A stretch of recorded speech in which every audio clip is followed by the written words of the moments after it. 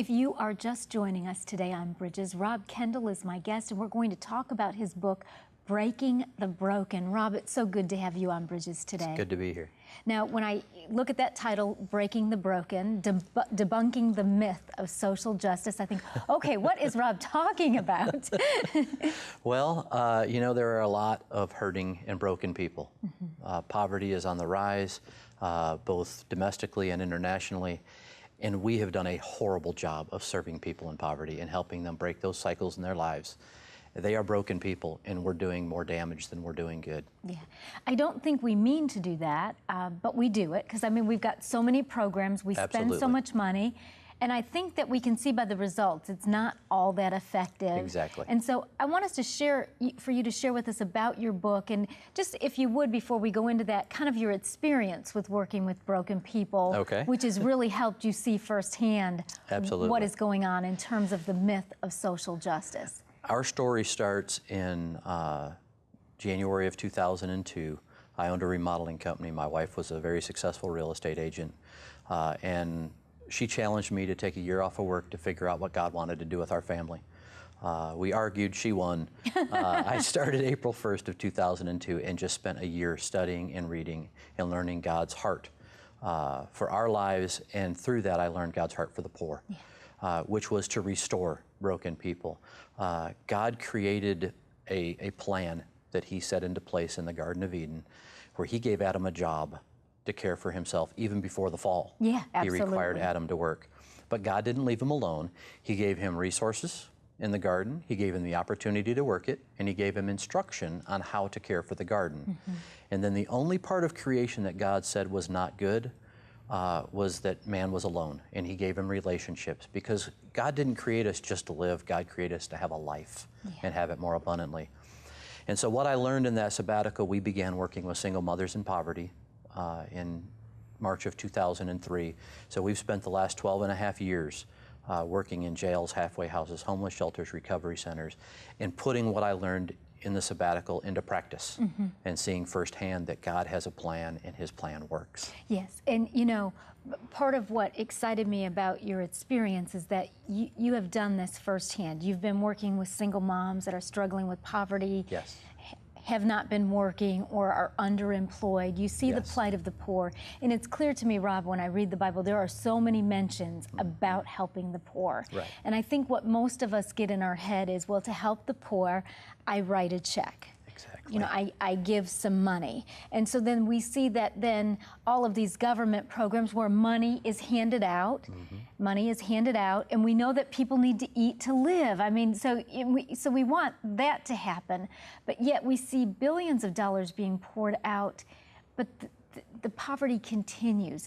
It's a cycle. Absolutely. So is that part of what you would address in your book about God's plan to work? And how do we help people honestly then that are broken, that are in the cycle of poverty? Well, if you look, God very clearly laid out standards of how to serve the poor in Deuteronomy and Leviticus.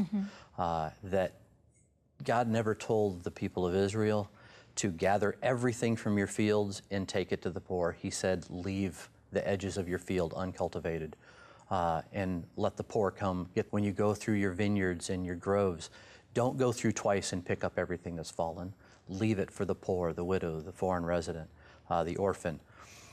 God had a plan for them to be taken care of, and God provided for them. But they were required to come and collect their own food and gather their own food.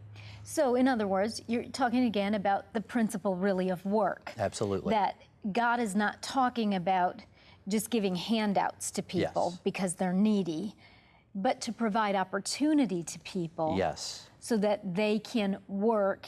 You know, because there is a very rewarding feeling about working. That you know, there's just nothing like it when you're able to do a job and be compensated for it. It's rewarding. Right. One of the chapters in the book is why work? Why did God create us to work to begin with? You know, when he created Adam, he had a blank slate. He could have created anything he wanted to, but he felt that work, he knew that work would be an important part of creation, and we gain a lot more from work than we do than just money. When I have presented this material, I'll always ask, you know, do you remember when you got your first job? and people will smile, and I'll say, do you remember your first paycheck? I've had 90-year-olds tell me the exact amount, who they worked for, and what they did. Yeah. We get dignity. Yeah. And when you get something given to you, when something's a handout, there's no dignity in that. God created us in His image. God created us with intrinsic value and worth. And work allows us to begin to realize that and begin to see ourselves through God's eyes. Yeah, and we begin to realize too, Rob, you know, the value of things, like how long it takes to work, you know, to be able to buy XYZ thing, or to make an investment, or to get a house. So we learn about the value of things. And you talk about, you know, dignity. And God, I believe He wants us to all have dignity in everything that we do. So what does the reader or the average Christian of your book, how do we change to get out of the giving handouts to where we're giving people help, but with dignity, where they're required to do something too? Well, social justice is transactional. It's one group of people either giving or having things taken from them to give to somebody else. God's plan is relational. Okay. And we develop relationships with people. And it takes time for us to begin to learn what abilities people have. See, there are three groups of people who come to society, or who we see in society, that need help. They are the can'ts, the don'ts, and the won'ts.